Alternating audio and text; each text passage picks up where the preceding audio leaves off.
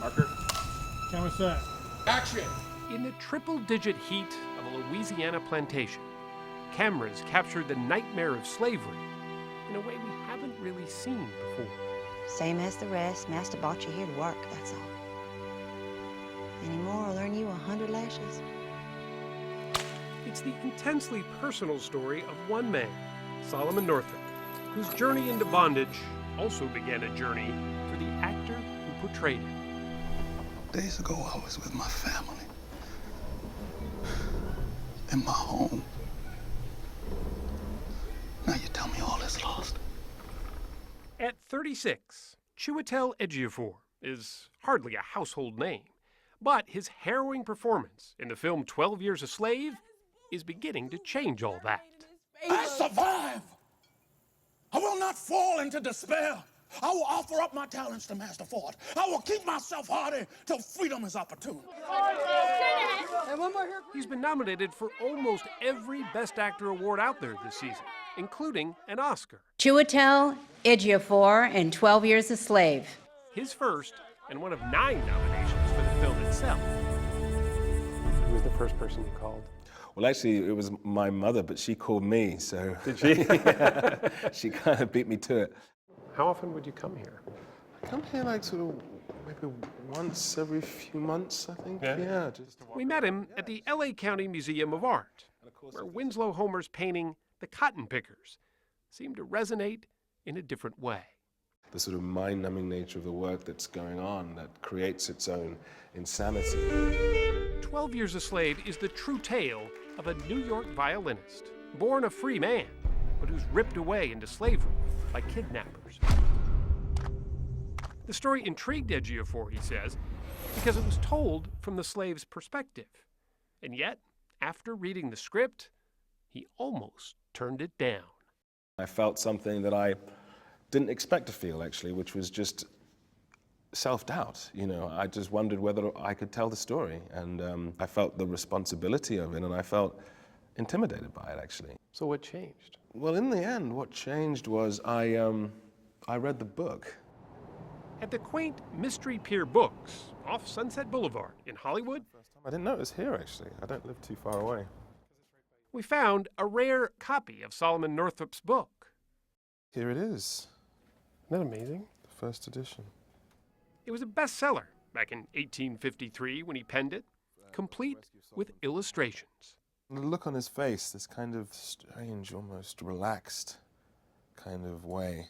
To come out of that experience and to write about it with such kind of, you know, gentility and poetry. And grace, really. Yeah, and absolute grace. Was something that really stunned me, and I realized that this was a person that just had something to teach. Chiwetel Ejiofor was born in London, but his parents were Nigerian, and he says Africa always held a personal, yet tragic place. While visiting Nigeria for a wedding, a car accident claimed the life of his father, a doctor and talented musician.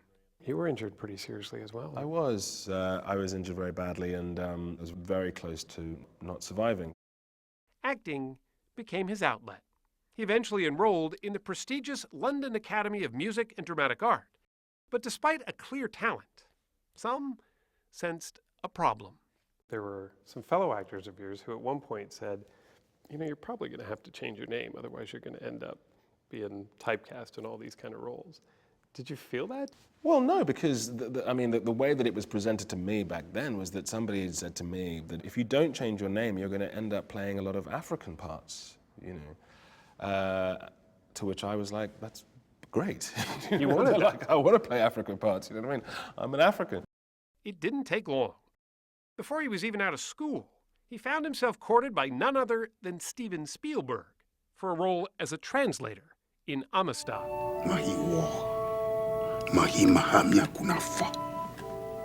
A chief cannot become anything less than a chief, even in death. And his career blossomed from there. And made their marriage vows to each other. He soon found himself opposite Keira Knightley in Love Actually. I therefore proclaim that they are husband and wife. And he earned a Golden Globe nomination for his performance as a drag queen in Kinky Boots. But 12 Years a Slave wasn't just another role. It was personal for Ejiofor. He went to the historic port of Calabar in Nigeria to do research. It's a place so many had been chained and sold into the slave trade. He followed their route to Savannah, Georgia, and toured a slave market, where one of Africa's largest ethnic groups, the Igbos, were prepared for auction. There was a sequence of extra bolts on the walls, and I asked the guy what the extra bolts on the walls were for, and he said, well, that was for the Igbos. You know, and he had no idea about my background and my history and the fact that I'm Igbo and my family. And I just remember I sat down and just a very quiet, solemn reflection. When you realized, I guess, that you were part of it, you were there in a sense. Absolutely. You know, I think that you feel that, of course, it was you on the boat, and it was you in the alcove, and it's amazing. Then and there, Ejiofor vowed to make Solomon's story his, down to the smallest detail, even learning to play the violin.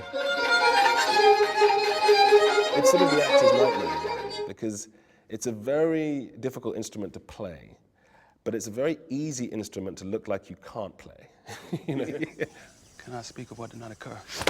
I'll cut your black throat, master. His immersion into Solomon Northup, though, took its toll. Re-entering the world of red carpets and award banquets wasn't easy. I just didn't want to be the guy at the party who was constantly talking about man's inhumanity to man, you know.